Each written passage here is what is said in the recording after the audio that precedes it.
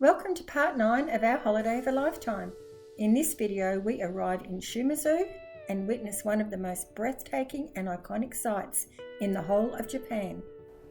Well, hello, I'm Rhonda. And I'm Andrew. And welcome to video 9 of our holiday of a lifetime. I know 9. This day we experienced the amazing views of Mt Fuji. And our tour this day featured Sunpu Castle Park, spectacular Mt Fuji, and a visit to the Shizuoka Shrine. As this was only a half-day tour, not commencing until after lunch, it was lovely, so we were able to have a little bit of a rest. Bit of a sleep in. And take our time for breakfast, and it was it was nice not having to be down in the meeting point for the short tours, which was down in the theatre at 7:30 or something like that. So it was nice. We could just sort of have a leisurely morning, which was lovely. Yeah, and that morning the ship put on a little bit of a display, which was a cooking demonstration hosted by Silvio Zampiri, who is the director of restaurant operations. That's a very funny man. A very funny man, and he was so passionate about his job too. Very, very visible around the ship as well. And just said hello to everybody. And plus the other man was the executive chef Fabrizio Fazan, I think it is, Frazan. They were both Italian actually, and they were... they were both very funny, and this demonstration was in the Princess Theatre, so heaps and heaps of people were able to watch it. And they were competing. They had about 4 meals, and they were competing against each other to who made the best meal. And it was funny. Anyway, Silvio, being a very passionate Italian man, was saying that when you eat pasta, spaghetti, don't muck around with spoons. You don't need a spoon, that's just silly. You just have your fork and you use your bowl as the spoon and you slurp it all around. And he said, and don't take any notice if anyone's watching you.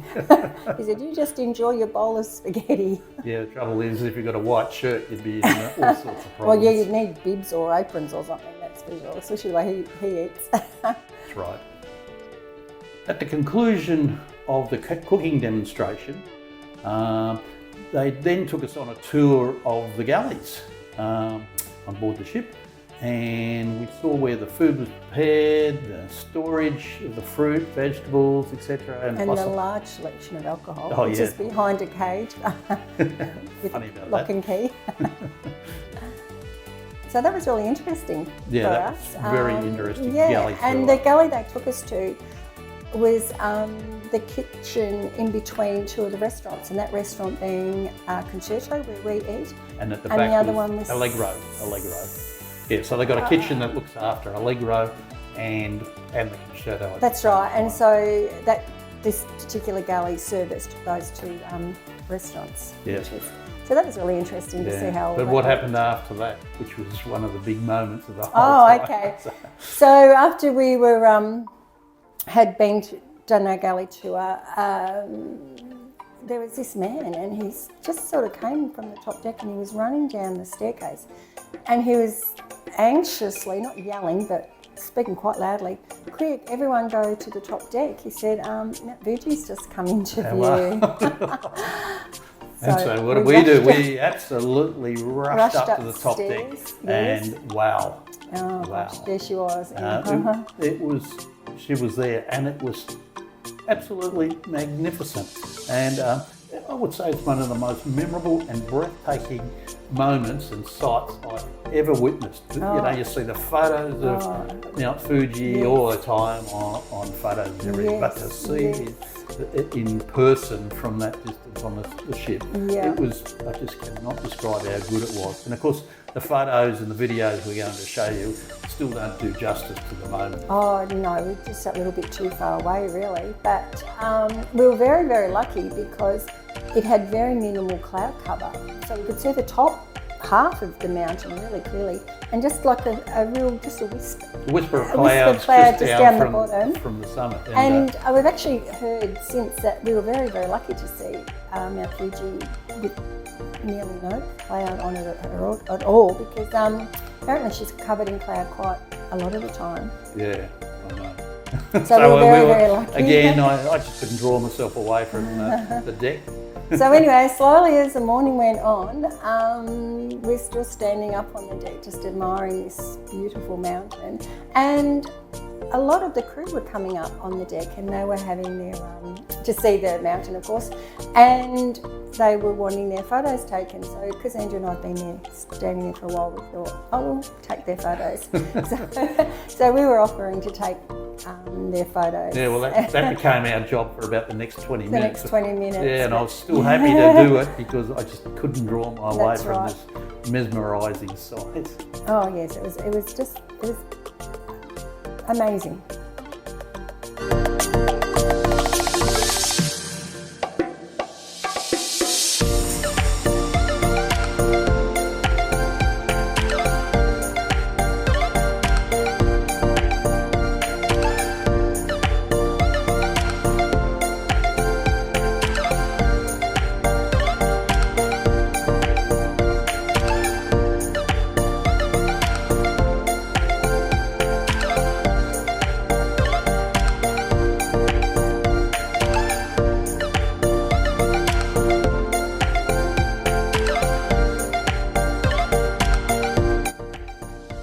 Well, reluctantly we had to draw ourselves away from that magnificent view, and we had a tour booked and coming up, so we had to popped off to the buffet for a very quick lunch, yes. And then we're on the tour bus to visit Sunpu Castle Park, which is also surrounded by a moat, as most Japanese castles have. That's right, and they're big. These moats are big. Yeah, keep the old enemy out in the Shogun days. Not sure how deep they are, but they look like they could be quite deep, really. Yeah. But anyway, Sunpu Castle Park was built by the Shogun Tokugawa Ieyasu. Very well done. I couldn't pronounce that in a million years. In 1585, and there's a very large statue of him which stands very proudly in the garden. Oh yeah, absolutely, very prominent. It's a great sight. And it's believed that he also planted an orange tree, and that actually stands today, and it still stands today. And they believe that he was the one who actually planted it.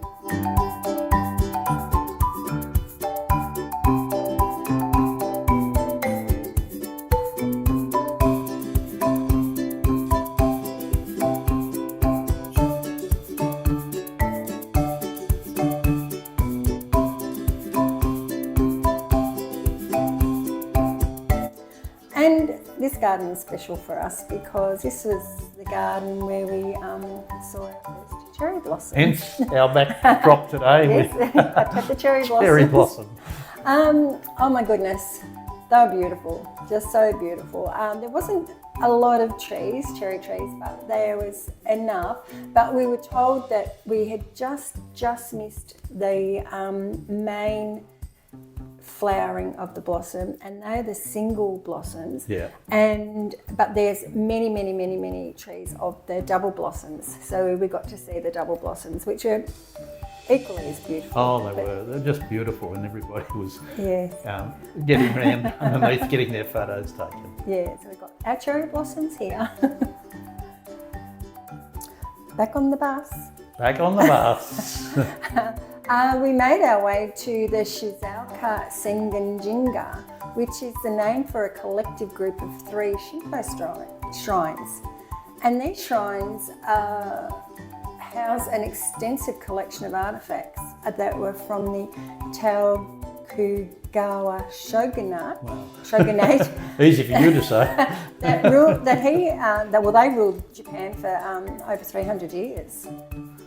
Anyway, because this is a shrine, the purification ritual is required. Oh yeah, like we showed in Yes. the previous video where you wash your hands and your mouth. And your mouth to purify yourself. And everybody does that, so it's Yes. obviously a very important ritual that people go through.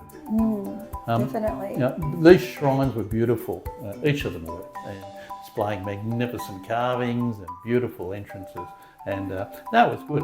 And the three of them were all totally different, but they're all equally as beautiful. Yeah, no, it was because it was such a lovely day to be walking around, so we enjoyed that. That's right. Our third part of the tour, or the last part of the tour, ended at the Miho no Matsubaro pine grove, which lies along the eastern coast of the Miho Peninsula. And in 1922, it was actually named as one of the natural places of scenic beauty of Japan. Yep. And the pine groves are beautiful. Oh, magnificent. So it was really lovely. But the bus actually dropped us off in the car park, and there was quite a steep walk to get up to the pine stairs. grove. Yeah, up the stairs. There were some stairs up there. And it was quite steep. But once we got to the top, it was beautiful. And once again, lots of trees and lots of beautiful things to see. And what part of that did we want to see more? And also, this is one of the best places to view Mt Fuji. Yeah. So, of course, it's right across the bay there from the peninsula. You can actually see Mt Fuji. So you walk up to the top of the pine garden, and then you walk down, and then you're onto the beach, and it's vast. It's huge, the beach, and then you walk. Not a beach like we have here. It was a rocky beach. Yes. Rocky beach, but anyway. Pebble beach. So you walk, and you can walk quite a distance, and you get to see. Oh, we've got some magnificent tons and tons photos. of photos, videos, and everything, just to savouring again Mount Fuji. And again, it was pretty clear, and there was no clouds around it. So again, it was that breathtaking moment again, part 2 for us. We were very, very lucky. Once we arrived back on the ship, on the dock there was a market put on by the Japanese people, and there was just a few stalls and just offering a few of their handicrafts. That's right. So we had fun just walking around. Yeah, just walked around and of course viewed our magnificent ship because it was quite close up to the hull of the ship. We were back on the ship and we're getting ready for our favourite dining room concerto. Yes, back into our favourite spot. And this night, Andrew was actually offered escargot by our head waiter, Domingo. Yes, and if you don't know what escargot is, of course it is snails, and it's a delicacy, of course, on the cruise ship, and it's mainly reserved for gala nights. So probably. Well, we had 7 gala nights, but I don't think it was on every gala night menu. But occasionally Domingo, he's quite a character, would offer them to selected few diners who may be asking if that was going to be on there. And I piped up earlier and said, have we got escargot? Because we'd had escargot on a previous cruise. And he used to say, he'd go around asking his selected few diners, garlic prawns tonight? With a wink. Yeah, and so everybody knew. So I actually had escargot quite a few times. It's a beautiful delicacy to me, and everyone really likes it. But anyway, I did. I didn't try one, so I wasn't good game. Anyway, after dinner we enjoyed the evening with our friends, and we had a few drinks and a few laughs, and everyone was discussing what they'd done during the day, and everyone seemed to do something a bit different, so it was good, so we could catch up and see and what talk about everybody. Mount Fuji, of course, was the focus of the discussion. The highlight, that's right. I was just going to say, today was an absolute special for me and for you, of course, that we actually got to see Mt Fuji, and it's synonymous with Japan. Absolutely, and we're going to have great memories from this day today. We certainly are. We hope you enjoyed part 9 of our trip of a lifetime. In our next video, we stumble across a Japanese-German beer festival in Yokohama.